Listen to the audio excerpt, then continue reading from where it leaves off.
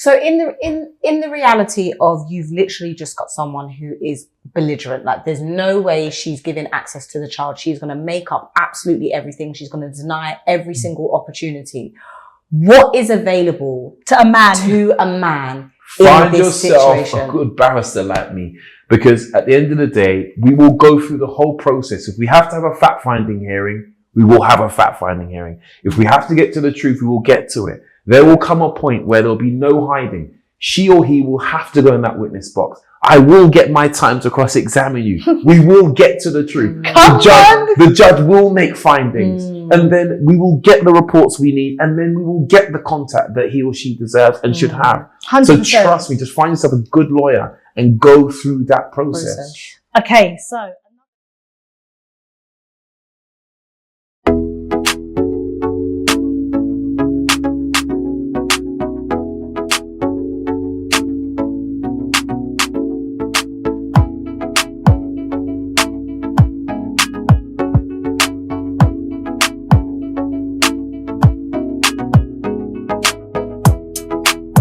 welcome to Attic, All Things in Conversation. And today I am joined by Ella, insurance specialist, and Nathan Elaine Brown, who is a criminal and family barrister. Is that correct? Correct. Yeah. Okay. But recently he's been specializing more of your workload has been relating to family law. Correct. Yeah. Children law cases from a public law perspective, but also from a private law perspective as well. Okay, so the reason why Ella and myself decided to do this is because, well, for me personally, it's quite close to my heart. When my parents got divorced, there was a custody battle, and my mum actually prevented my father from seeing me. Now, she always says to me now, she's so happy, funny enough, that my dad fought to be able to gain access. But it doesn't always work out that way. So that's why we decided to get on Nathan. So without further ado, also we've had so many questions about what do I do? Now we always say with loads of things, whether that's to do with finance, legal, politics, property, we always hear people say the system is not for us. But how much of that is actually true? Is the system not for us, or do we just not know how to use the system? Now, many fathers have contacted myself saying the justice system, the legal system is actually flawed. So that's why we decided to, speak to Nathan and see what his opinion is. And before we do, the statistics around lone parent households is shocking. Now, I always say, a child needs both parents, and that is not just at, child level. Me at my big age, when I need help, I go to both my mum and my dad. But that's not possible for everyone.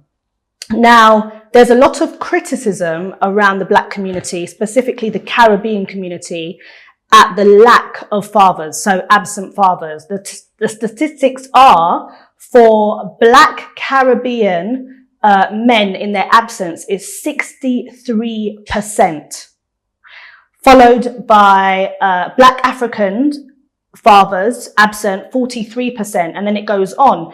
The lowest in terms of absent fathers is Indian households at only 6%. So what do these statistics actually mean? I used to constantly, think, what's wrong with Caribbean fathers? Why do they not want to look after their pitney? Like, what is happening? But then hearing all the stories of constantly hearing, the mother of my child is preventing access. I don't have the resources, the knowledge, the finances. So let's get into some questions. Now, one of the first questions that's come through is, if I have no affixed address, how can I start proceedings? Because it will not be taken on board knowing I've got no fixed address. Right. Before I answer that question, I just want to pick up on the preamble to what you just said. And one of the most common features of points that when I meet a client for the first time, they'll say to me is, Nathan, how long until I see my son? How long until I see my daughter? How long will this take? And I always say to them that this is going to be a journey that me and you will both be on. It could be 6 months, it could be 9 months, it could be a year, it could be 2 years. But you need to stick with the process. And I'm not in any way saying that there are not examples where fathers or mothers don't feel let down by the system. They may well, from their own perspective, feel as though there's been an injustice, or a judge got a decision wrong, or made a finding that he or she should not have made. And that's implicated on the final welfare decision. But I think my number one message is keep with the process. You have to see it through to the end, right? Because at the end of the day, this is your child, this is your daughter, this is your son, and you need to go through it. And it's interesting that you said that, because I spoke to a gentleman recently and he went through the court process. He did everything that was necessary. And she actually went back to court in his absence and everything was changed. And he said, I'm not turning up to court anymore. And I said, why not? He said, I'm done with it. And I said, well, the issues that you're facing now is because of that attitude. I know it's long. I know it's tiring. I know it's expensive. But as you said, your child is your child. So at what point do you say, because people do want to give up, and sometimes it is hard because, again, I've heard from a lot of men, it's got to the point where I have to put my mental health first. So where do you have the cutoff point? Where's that line? Well, I think the bottom line is that you as a parent have a responsibility to your child. And so for me, that's the starting point. And should in many ways be the finishing point in terms of you need to ensure that you do everything possible that you can do to have that relationship. And that will send a message to your child as they grow up through adolescence and as a young man. And that's exactly what happened that to my me. father or my mother fought to see me. They care, and I think that's what's important, not undermining one's own mental health and personal circumstances, which obviously are significant. And I think that's probably where family law as a justice system and arena needs to probably adapt. And understand that the people that come before the court come from a whole range of circumstances and backgrounds, which they do. But like, for example, if someone is of no fixed abode, what happens with service of papers? Well, I mean, that's an intriguing scenario, because I've never encountered a client who's not had an address where at least papers could be served to. But if someone is homeless, is it best for them to use maybe their mother's address or their sister or someone that's close to them just for the court process? I would think so. Yeah, I think that would be important for them to do. I mean, looking at that scenario as well, you could also have a case where, for example, if someone has really bad mental health and are really going through a difficult time and don't feel as though they can bring themselves to go through this process, well, then why can't another member of the family bring an application? Oh, is that possible? That is possible. On their behalf? Not necessarily on their behalf, but what could happen is that through that application could open up later on down the line doors for that the opportunity for that child to have a relationship with his or her father. So you could have a grandparent, for example, or an aunt or an uncle who could bring forward an application, because it may well be that the mother doesn't have a particular resistance to the wider family having that relationship, but it's just focused on that specific person. Okay. So I think it's easy for me to say it sitting here, but you have to start thinking creatively. What are some of the most common resistances that you see when women or men put up that brick wall and want to prevent the other parent from seeing the child? Safeguarding is a significant feature of majority, if not all, of the work I do. So when you're looking at safeguarding, you're looking at the harm, the risk factors. The common ones are domestic violence, verbal and physical violence.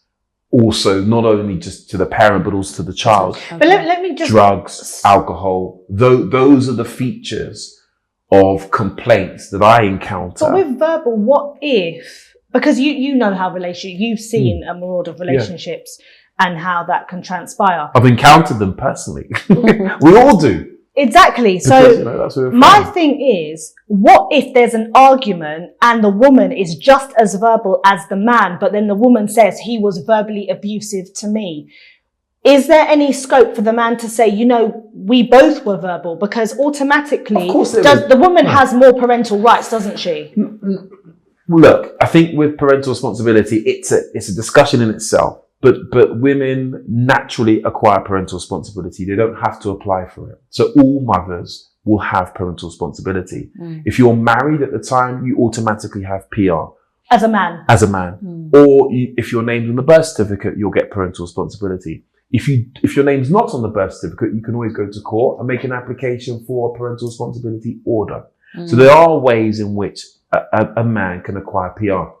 But just coming back to the point about verbal altercations, I don't think any judge that I've ever come in front of is ignorant or not alive to the fact that, of course, every relationship encounters verbal altercations. It's natural. It's going to. And to say that a father, because that's the scenario, that's the more common scenario that we face, that a father should not have a relationship with his son or daughter because of a verbal altercation is pretty nonsense. If I'm honest, and it doesn't with you. hold up. No, it doesn't. That's not going to hold up. I'm more talking about the higher echelons of harm. Okay. I'm talking about more serious harm. Physical. And that's why I also mentioned about drugs and alcohol abuse, because that can trigger what I've just described about, high-end domestic violence, right?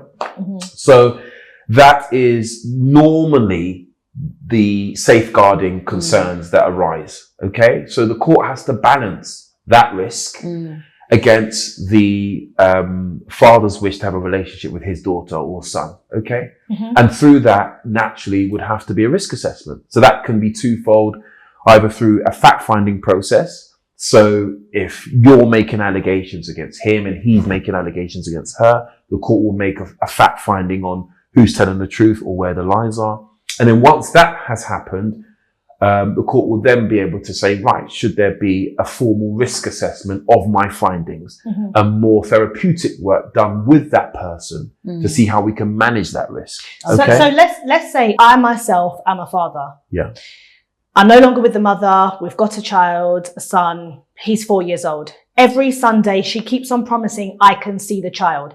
And for whatever reason, on that Sunday morning, you can't see him today. He's ill. The following Sunday, he's with his grandma. The following Sunday, we've gone to the zoo. There's always something that prevents me from seeing my son. I've tried everything, talking to her family, her support group.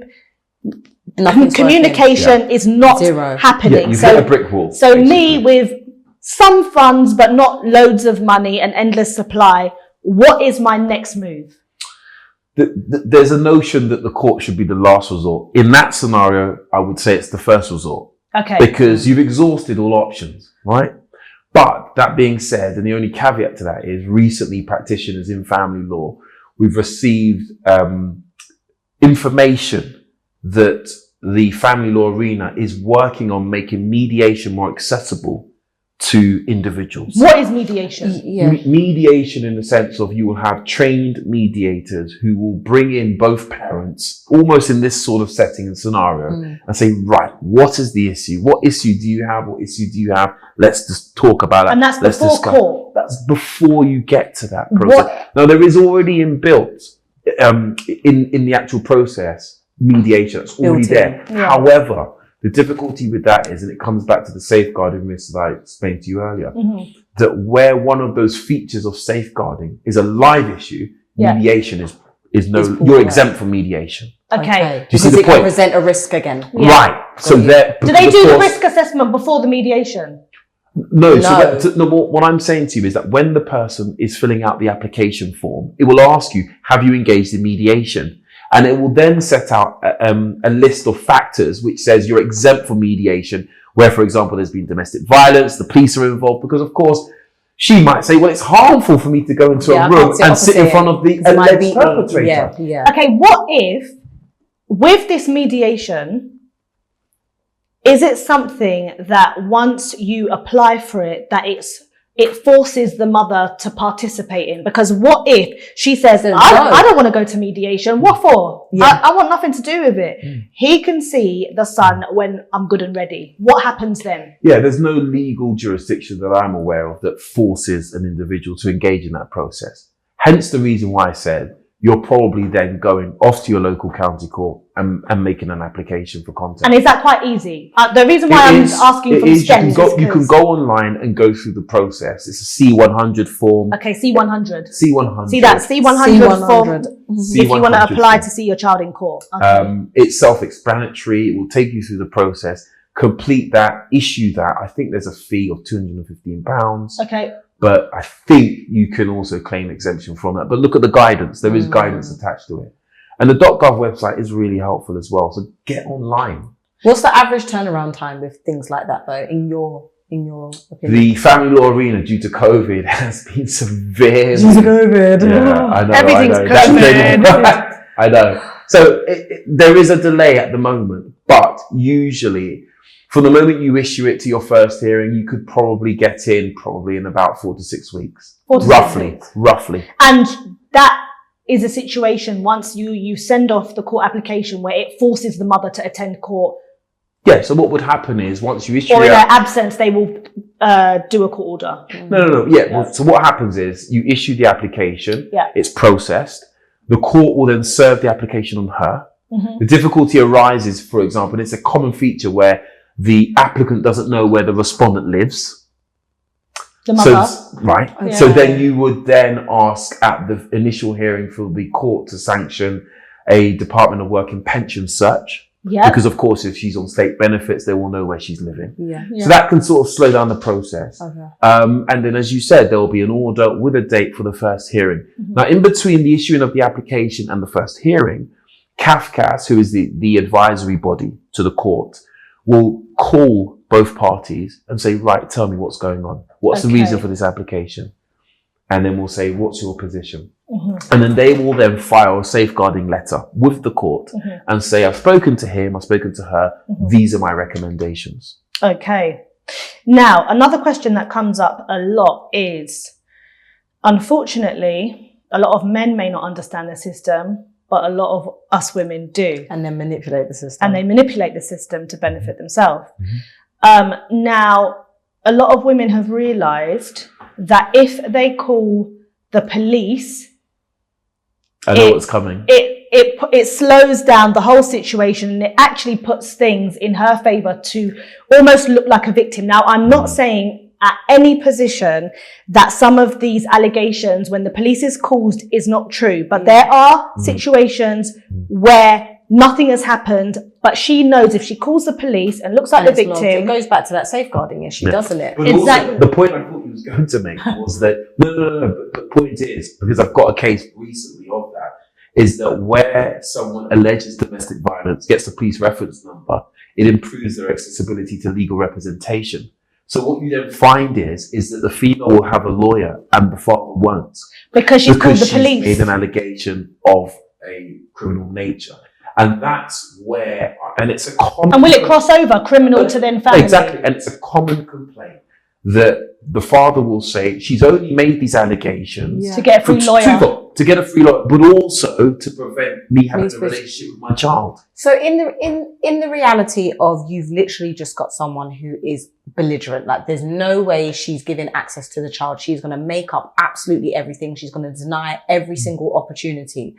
What is available to a man? Find yourself a good barrister like me, because at the end of the day, we will go through the whole process. If we have to have a fact-finding hearing, we will have a fact-finding hearing. If we have to get to the truth, we will get to it. There will come a point where there'll be no hiding. She or he will have to go in that witness box. I will get my time to cross-examine you. We will get to the truth. The judge will make findings. And then we will get the reports we need. And then we will get the contact that he or she deserves and should have. 100%. So trust me, just find yourself a good lawyer and go through that process. Okay, so another question. What if he was not placed on the birth certificate at the time of birth, but she has countless times said, that's your child. So now he wants access. She's throwing in his face, you're not even on the birth certificate. How do you try and get her to have a test or, get his name on the birth certificate? What's the process for that before it even goes to court for access? It seemed to me as though there were two things there. There's one, strand in respect of paternity. So whether there's a question mark over paternity, but also the other strand is parental responsibility. Two separate things. So say that again, sorry? So one strand of that is paternity, whether or not is she questioning whether or not he is the father, say? She said it all along, and now she's saying he's not. But Right. he's not on the birth certificate. Right. Well, if there's a question about paternity, have a DNA test. Simple. Can you force that? You can make an application. Well, look, initially, if she's questioning paternity, if there's a doubt in her mind, but there's no doubt in his mind, I think the safest thing to do is to have a test, right? So if she's got that doubt, then surely she'll want to clear that doubt. Yeah, Have but that suppose she's being manipulative, which is why she's now. Sorry, we're giving you a hard time. But Yeah, No, it's fine, yeah. it's fine. But I just want to hear about factually what you're saying. So say that again. So she's giving him a hard time about what? Yeah, no, it was what you were saying. So she's claimed that he's the father to start with.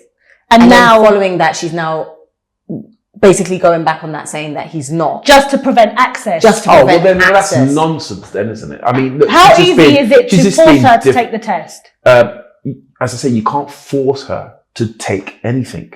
Yeah. So that doesn't exist, forcing her to take anything. But the reality is, she is being difficult, belligerent, call it what you want, right? Yeah. And he is the father. There's no doubt in his mind that Yeah. he's the father, right? What he needs to do is to be in a position to be able to discharge his responsibilities as a father. He wants to be involved in his son's education or his daughter's education and his daughter's health and decision-making process. Get yourself on the birth certificate. If you can't do that, go to court and get an order. Okay. So going back to the statistic of absent fathers being quite high in the Black community, specifically Caribbean community, and looking at this from a different point of view, we know that a lot of men shirk their responsibilities. That's it. But then for the small percentage where they're being prevented, could some fathers with criminal backgrounds, maybe for distribution of Class A drugs, armed robbery, violent crimes, is that going to hinder their chances of being able to see their child? It can do, but can I just say this, that I have met and represented so many fathers of various different races, and the fathers that I've seen have so much to bring in terms of the relationship with their child, and so much that I've seen that's been positive in terms of the wider family.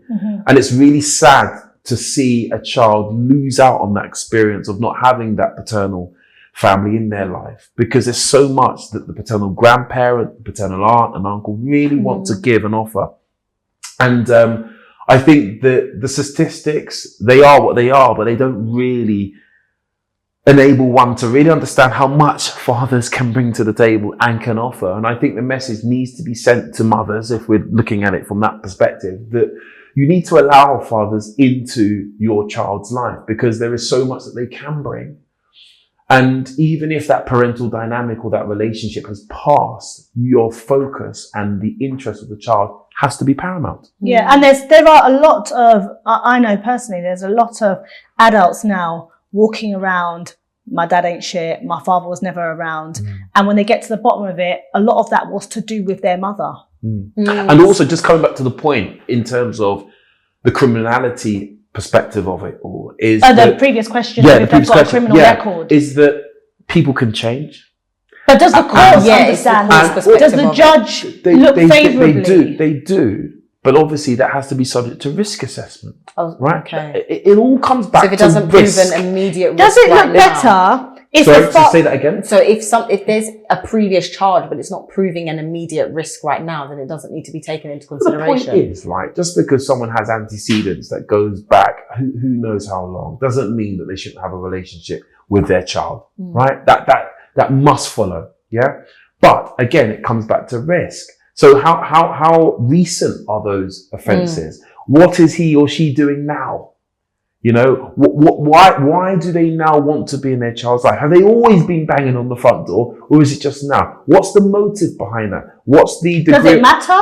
Does it matter if a father has decided not to be a part of the child's life, let's say for 7 years, and one day a moral dream came to them and said, what have I been doing for 7 years? And now they want to come. Only does that to the impact extent, them? only to the extent that the court and professionals may want to scrutinize the motive behind why you now want to. coming so forward. is it because you want to cause further harm or re-engage with the parent, or is it because you genuinely So again, risk assessment. want to have a relationship? So only to that extent, yes.